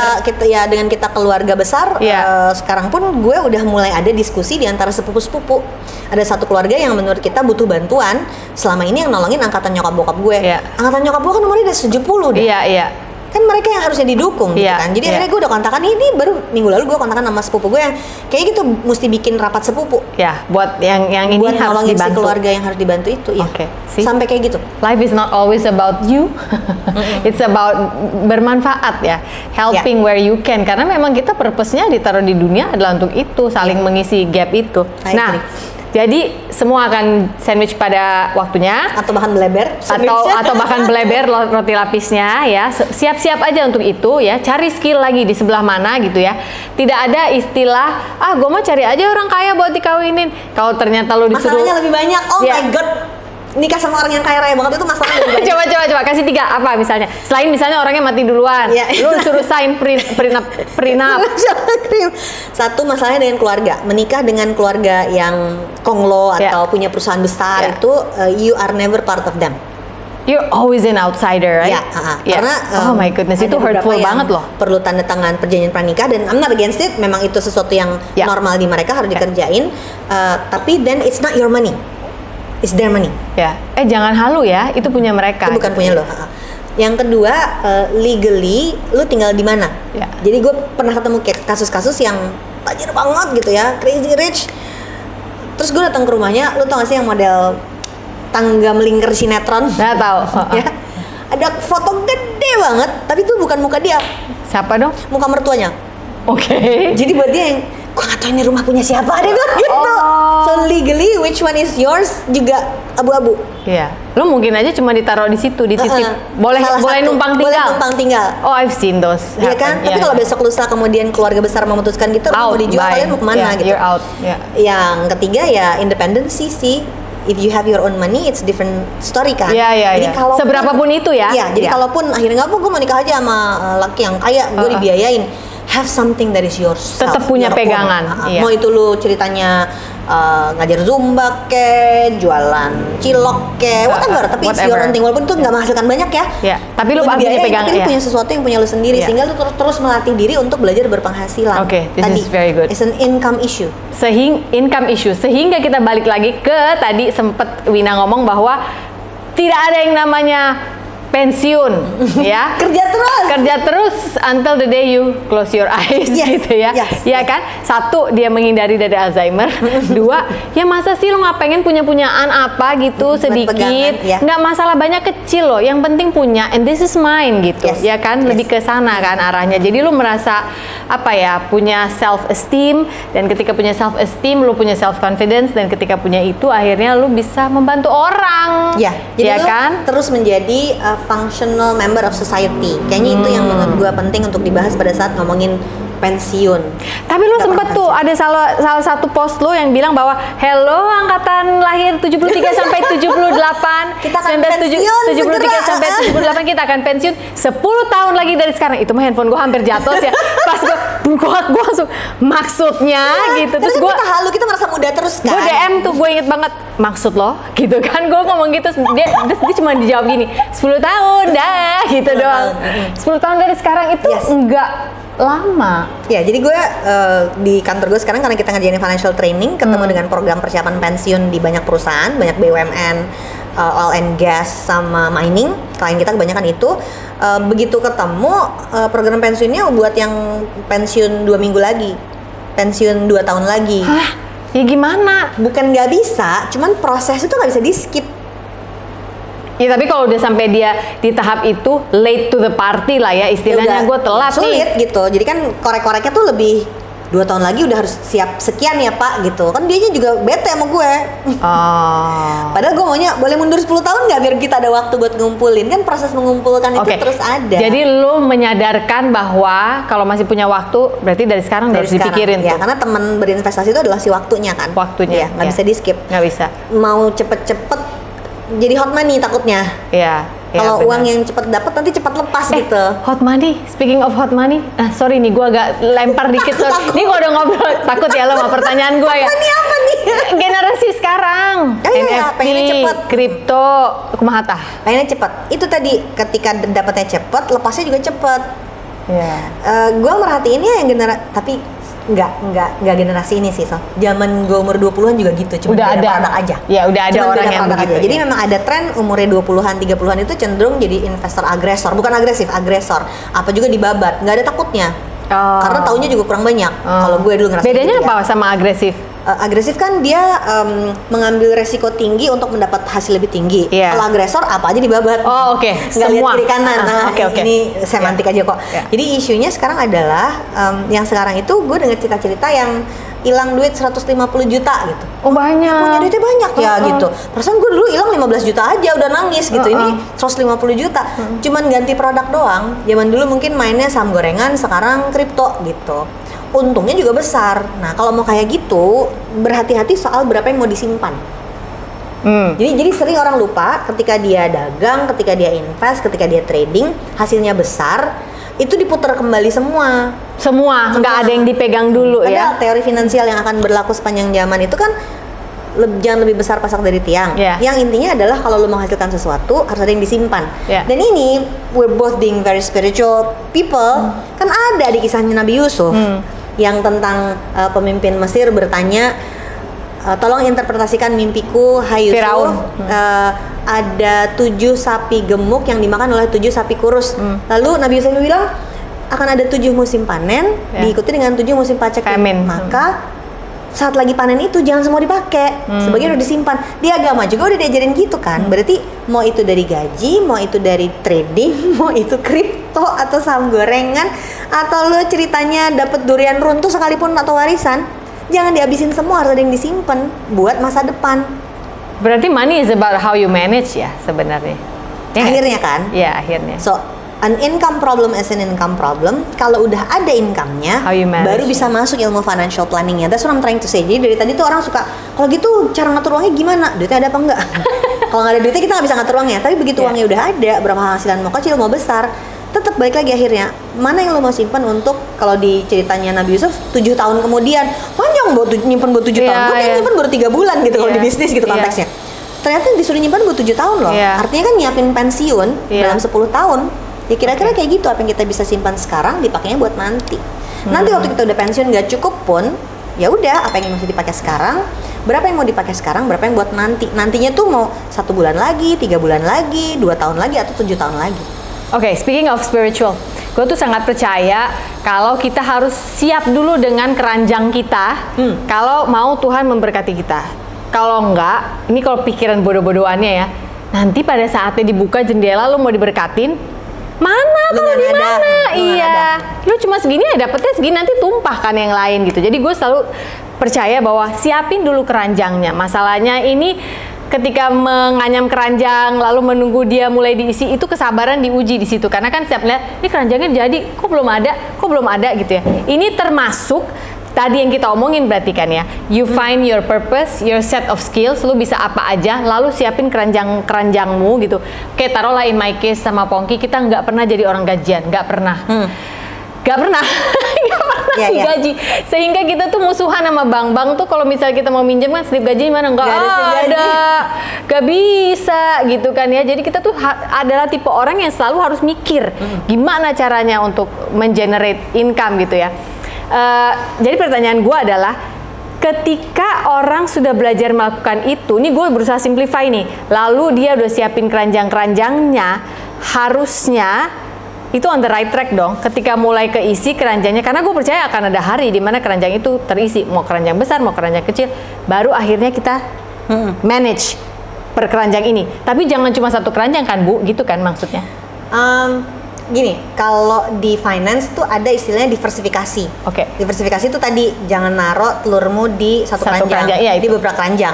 Artinya kalau satu gagal, lu punya portfolio yang macam-macam isinya. Jadi waktu kita mau menyimpan, teorinya tuh orang tuh sering fokusnya dia mau investasi yang logikanya kan gini Sob, kalau gue masukin 10 juta naik jadi berapa? Dia jadi naik jadi 12 apa naik jadi 15 gitu. Dan itu nggak salah, tapi di konteks financial planning cara mikirnya nggak kayak gitu. Kalau di konteks financial planning cara mikirnya tuh gini, misalnya sederhananya, anak lu mau sekolah 2 tahun lagi butuh 10 juta, berarti target lu 10 juta, bukan masukin 10 jadi 12. Oh ya, orang suka orang tuh suka fokusnya uang gue mau bertumbuh berapa, padahal kalau gue fokusnya uangnya tuh mau dimanfaatin buat apa sih? Tujuan lo apa? Sehingga fokus lu ke manfaatnya, bukan ke uangnya bertumbuh. Sehingga kadang-kadang keranjang yang dipakai itu nggak tumbuh juga nggak apa-apa. Nah, kadang-kadang soalnya kan kita berpikir Kok nggak numbuh nih keranjangnya? Apa? Karena udah nyampe. Jadi dia cuma butuh buat parkir. Ini cara pikir yang gue juga menemukannya baru setiap umur udah bertambah ya. Jadi di umur 20-an kan tadi gue investor agresor. Kalau bisa dia tumbuh sebesar-besarnya, kalau dia minus nggak masalah. Gue berani. Waktu muda tuh mikirnya soal berani. Tapi makin kesini isunya bukan soal itu. Bukankah diajarinnya kalau ada musim panen jangan semua dipakai, ada yang disimpan. Tapi kan nggak diajarin disimpan supaya dia bertumbuh sehingga kita jadi kaya. Nggak diajarin kayak gitu kok. Siapa sih yang bikin ide itu? Diajarin adalah biar cukup. Nah, versi cukupnya ini yang harus didefinisikan. Kadang-kadang cukup 2 juta, kadang-kadang cukup 5 miliar. Tapi buat apa? Oh 5 miliar mau beli rumah gitu misalnya. Lain kan dengan 2 juta gue mau beli tiket pesawat buat ke Bali. Beda kan cara berpikirnya kan? Itu yang mesti didefinisiin supaya kita juga fokusnya nggak ke duit doang. Sehingga ada keranjang-keranjang yang akan ngebut, ada keranjang-keranjang ya udah parkir aja karena lu nggak butuh untuk ngebut. Nah makin kesini gue makin ngerasain itu isunya lebih ke saat income generating machine-nya bagus, si keranjang itu nggak mesti lari cepet-cepet.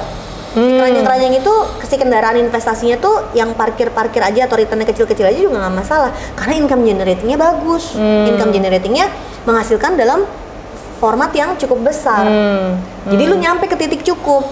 Gue menemukan banyak yang penghasilannya rendah, merasa kurang, gaya hidupnya tinggi, harus support banyak orang. Jadi dia terus di kepalanya adalah gue butuh duit, jadi gue mesti investasi yang returnnya tinggi. Jadi kebayang nggak, income-nya kecil, investasinya tinggi, tau-tau minus. Makin stres gitu loh Sob. Orang suka lupa fokus di skill sama career development supaya mesin menghasilkan uangnya tuh lebih besar. Kalau kayak gitu, investmentnya tuh ternyata nggak perlu lari-lari banget. Jadi tidur lebih nyenyak. Cukup buat lu soalnya, cukup ya kan? Aja. Nggak harus sama orang lain.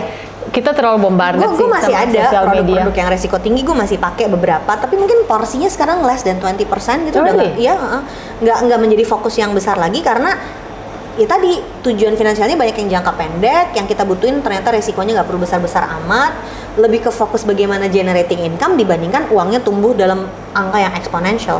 Kecuali memang mau dipakai pensiun 20 tahun lagi, tapi kan pensiun gue nggak 20 tahun lagi. 10 tahun lagi nih kalau kita. Speaking about pension, itu sebenarnya kalau misalnya pensiunnya umur 55 ya, kita bisa pecah jadi 3 periode. Oke, enak nih. 55 ke 65, ini periode di mana lu masih aktif. Ya. Nggak tua loh 55 itu. Gue ketemu orang-orang umur 55 65 itu ya biasa aja gitu.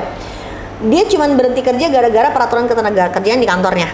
Kemungkinan dia akan di-extend 2-3 tahun atau dia pindah ke perusahaan lain dengan posisi yang lebih tinggi yang nggak ngikutin kontrak kerja biasa. 65-75 ini periode yang menurut gue penting udah siap punya uang kalau sampai nggak kerja. Tapi aktivitas menghasilkan uang masih tetap bisa dilakukan. Periode 75-85 kerja sendiri mungkin bisa, tapi kerja perusahaan udah tipis banget kemungkinannya. Jadi kalau kita ngomongin pensiun dalam definisi finansial, gue suka pecah jadi 3 itu. 5565, 6575, 7585. Dengan melihat kakak-kakaknya bokap nyokap gue sampai umur 82 masih nyetir sendiri dan kondisinya sehat, nggak pikun, gue ngelihatnya berarti mungkin kalau hidupnya masih lebih panjang lagi 85-95 itu periode kita udah nggak independen. Mungkin itu periode kita udah betul-betul harus tinggal sama anak, cucu dan menyebabkan sandwich generation gitu. Ada neneknya sepupu gue yang umur 92 nggak pikun, tentu saja dia sudah tidak bisa menghasilkan uang. Tentu saja. Dia harus tinggal sama anaknya. Nah, kapan itu akan terjadi pada kita kan kita nggak tahu ya. Jadi lihat usia bertambah itu biar nggak pusing, gue pecah-pecah kayak gitu tuh. Jadi dari sekarang 45-55 masih produktif, 55-65 masih produktif. Kita punya waktu 10-20 tahun supaya di usia 65-75 tuh nggak harus keluar rumah kerja kalau nggak makan gitu.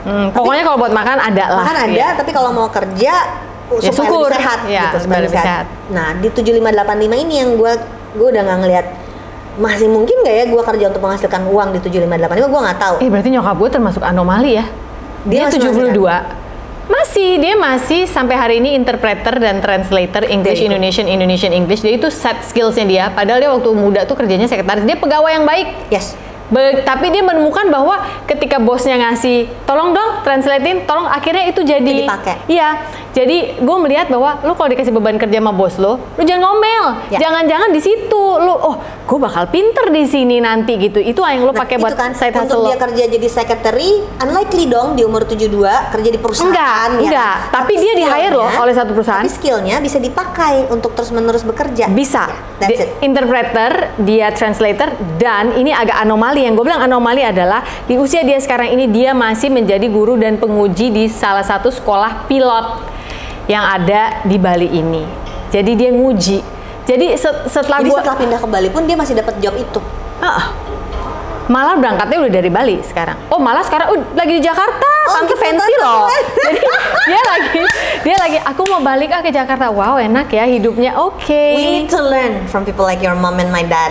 Iya yang kali ya. Di usia di atas 70 dia nggak berhenti. Enggak. Dia masih bekerja terus. Enggak, tentu saja physically akan ada. Slower lah ya. Slower, tapi terus bergerak, terus berkarya, dan itu sehat buat mereka. Sebagai anak ya, kan tahun lalu dia sakit tuh waktu gue pindahin ke Bali, terus dirawat di sini. Puji Tuhan sekarang udah baik ya. Kalau mau tahu lihat Instagram saya pernah ngomongin soal ibu saya. Tapi gini lucunya dia tuh, dia pernah terima satu kerjaan interpreting ya. Seharian itu tuh gue kayak nggak enak badan aja, pokoknya pengen nelfon dia, tapi kan nggak enak ya nelfon nyokap gue.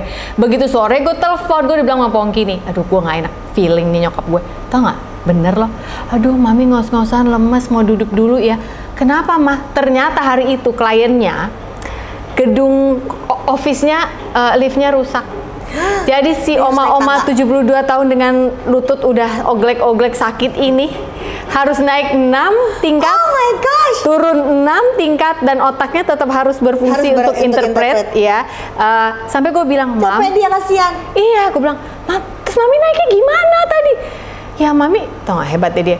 Gue mengharapkan dia gini loh.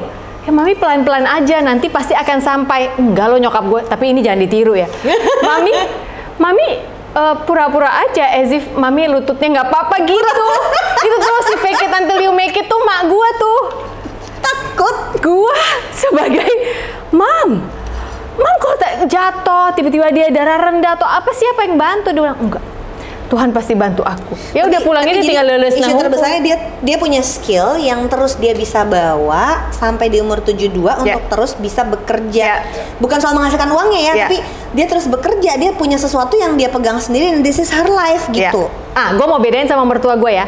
Ini supaya ada perbandingan. Mertua gue, ibunya Pongki, all of her life adalah ibu rumah tangga, menerima dari suami. Sampai hari ini pun bapak kan udah almarhum, masih menerima pensiun dari suami. Tapi it makes her happy. Dia nggak punya tuh cita-cita awana hustle, mau coba dagang ini mau coba, enggak. Dia bisa hidup dengan pensiun seadanya itu, tidak merepotkan anak dan cucu sama sekali. Gue sampai bingung loh. Ini ngatur uangnya gimana ya si what ibu? What is her life? Oh, purpose dia melayani orang. Sehingga sekarang ketika cucunya yang kuliah di Jogja, dia happy sekali. Anak gue setiap hari makan kayak buffet. Nah, gue ngeliat isu ibu rumah tangga ini dilakukan sama ibu mertua gue. Seumur-umur kerjanya dia adalah nganterin anak-anaknya sekolah. Kan dia nyetir di Jakarta ya, nyetir di Jakarta nih ya. Tante-tante nyetir di Jakarta. Dari Jakarta Pusat ke Jakarta Pusat, dari Cempaka Putih, Jakarta Utara sampai ke Menteng. Nganterin anaknya sekolah. Anaknya terus pada kuliah di luar negeri, dia sendiri dong masih nyetir-nyetir. Sehingga sekarang dengan papa mertua udah nggak ada, di umur 60 lebih, si mama ini masih nyetir sendiri. Jadi waktu papa nggak ada, laki gue tuh pengen kita kasih supir aja gitu. Gue bilang, ntar dulu, nyetir is her life, gue bilang gitu. Iya. Jangan diambil itu dari hidupnya dia. This is what she loves doing. Terus ketika jadi ibu rumah tangga, tidak pernah punya penghasilan sendiri, tapi karena tadi hidupnya adalah surfing, dia ngurus majelis taklim. Oh, dia merasa purpose-nya itu terpenuhi sana, hiduplah dia. Jadi gitu. yang gue maksud bekerja tuh bukan soal jadi interpreter harus kayak nyokap lo, bukan. Tapi kayak ibunya Pongki atau ibunya suami gue yang memang dia tetap punya kerjaan dalam hidupnya. Melayani. Dia hidup tuh, dia senang melayani. Itu yang menurut gue harus dilakukan sama orang. Oh, dia senang banget. Makanya buat gue belajar menghasilkan uang itu not necessarily bekerja di perusahaan atau punya bisnis atau side job or whatever, tapi juga ketika lu bisa masuk ke dunia kerja sosial di gereja, di masjid dan lain-lain, juga pada saat lu mampu untuk menghasilkan karya, arts and performance. Ini orang suka lupa karena dipikirnya soal belajar menghasilkan uang itu soal punya bisnis aja atau investasi aja, enggak, it's wider than that. Jadi pada saat ada orang-orang yang enggak, gue mau jadi ibu rumah tangga, gue nggak punya pekerjaan, tapi life lu apa? Oh, life gue adalah ngurus anak sekolah. Sampai kapan? Ini anak ada berhenti dari rumah loh, dia akan keluar dari rumah. Sampai gue ngurusin ke masjid, gue ngurusin ke gereja, gue ngurusin komunitas, gue itu kerjaan sosial. Jadi gue selalu nganggapnya untuk perempuan nih, laki-laki juga gue rasa bisa begitu. 3, yaitu emang lu bekerja di perusahaan atau punya bisnis, atau lu kerja sosial, atau lu arts and performance. Karena lu tau Ditut kan ya? Siapa ya? Lihat di Instagram. Dita tuh temen gue SD. Dia tuh istrinya Pinot, very famous artis yang ngerjain banyak banget karya. Dita itu ibu rumah tangga, ikut suaminya ke Kuwait, sekarang ada di New York. Oh, tahu deh. Nah, sekarang lu ngomong gitu gue jadi nggak. Dita itu keren loh orang itu. Senang menggambar. Iya. Dan diajak sama suami menggambar. Tadi aku nggak bisa. Sekarang gambarnya keren banget. Terus senang menjahit. Iya. Dan buat gue yang dia lakukan adalah di ibu rumah tangga. Enggak, lu artis. Gue bilang gitu. Lu bukan ibu rumah tangga, lu artis. Jadi gini. Ada ini isu perempuan. Perempuan suka menganggap dirinya nggak bekerja. Iya. Gue punya teman yang bikin riset tentang ibu petani. Dia pergi ke desa-desa, mau ketemu sama ibu petani, jawabannya nggak ada ibu petani, ada bapak petani. Tapi kalau lu pergi ke sawah, yang lagi ngurus sawah siapa? Perempuan. Ibu, ya. Jadi dia tuh nggak menghargai profesi sendiri si perempuan ini gitu loh. So, apa profesimu? Ibu rumah tangga bukan profesi buat gue. Tapi di KTP harus ditulisnya itu. Iya, nggak sebel. It can be anything else. It can be, oh saya pengurus masjid, saya pengurus gereja, saya seorang pekerja seni. Gue aja masih suka blur. Pada saat lu adalah ibu rumah tangga juga gitu. Iya, ketika KTP paspor ditanya apa pekerjaan, aduh apa ya? Biar cepet deh Sof. Ibu rumah tangga, terus gue tetep ngeyel, garis miring, seniman. Ya emang gue seniman, dari dulu nggak ada yang pernah gaji gue harus pakai otak kreatif gue aja gitu. Enggak, karena ibu rumah tangga tidak belajar menghasilkan. Ya. Dan buat gue bukan against, gue juga pernah kok ngerasa jadi ibu rumah tangga. Tapi it's dangerous when you limit yourself dan enggak mempelajari hal-hal baru. Ya. Dan gue tahu ibu rumah tangga ini adalah manajer-manajer terbaik. Iya kan? Iya. Gue sangat mengandalkan teman-teman gue yang tidak kerja di perusahaan pada saat konteksnya sekolah. Karena mereka yang akan jago banget untuk manage semua kegiatan anak-anak di sekolah. Gue akan tinggal ngikut aja. Iya kan? Iya, benar. I'm so useless kalau udah urusan di sekolah gitu. Mereka yang lebih jago gitu. Gue tahu, gue bisa ngandelin mereka, they're the best managers there. Iya, setuju. Sehingga potensi ekonominya ada, tapi nggak harus kalau nggak mau menghasilkan. Iya, kayak mertua gue, dia nggak mau. Belajar menghasilkannya bisa. Kamarnya tuh ada ekstra di rumahnya. Orang udah banyak bolak-balik. Kosnya boleh nih deket ke kampus, nggak mau. Nggak mau, dan no. Begitu cucunya. Buffet lunch. Buffet dinner. Ya. Gue tuh ya sampai nggak. Anak gue tuh kadang-kadang gini foto di atas. Mam, today's lunch. Jebret, buset, di rumah aja adek lu cuma gue gorengin telur hari ini karena gue sibuk syuting. Luar biasa memang mertua gue. Jadi emang dia tuh seneng. Jadi balik lagi, finance is finance, tapi buat gue it's about life journey. Iya. Itulah kenapa gue bergeser dari financial planning ke financial training. Karena ternyata gue sangat menikmati proses ketika duduk bareng ngobrol sama orang tentang journey lu tuh kayak apa. Ketika berdiri ngajar di kelas juga journey-nya tuh kayak apa. Ngajakin orang sadar bahwa pensiun is not the end of life. Pensiun is part of your journey. Dan semua orang akan ngalamin ketemu titik angka umur 55, 58, 60 yang hanya gara-gara urusan undang-undang ketenagakerjaan atau aturan perusahaan lu harus berhenti di situ. Tapi sebenarnya skillnya bisa dibawa di konteks kerjaan yang lain. Iya, benar. Oke, last but not least question. Ini kita udah bicara kesehatan finansial, mental, fisik sekarang. Lately lu lagi hobi olahraga, gue lihat. Ganti cabur. Iya, apa-apa harus lapor sama trenernya. Sorry aku lagi liburan, tapi aku jalan kaki udah 7.000 loh. 17.000. Oh, 17.000. Udah 17.000 loh langkahnya. Ya lu mah nggak ada tengah ya. Ekstremis. Ya, oke. Gue banget ekstremis soalnya.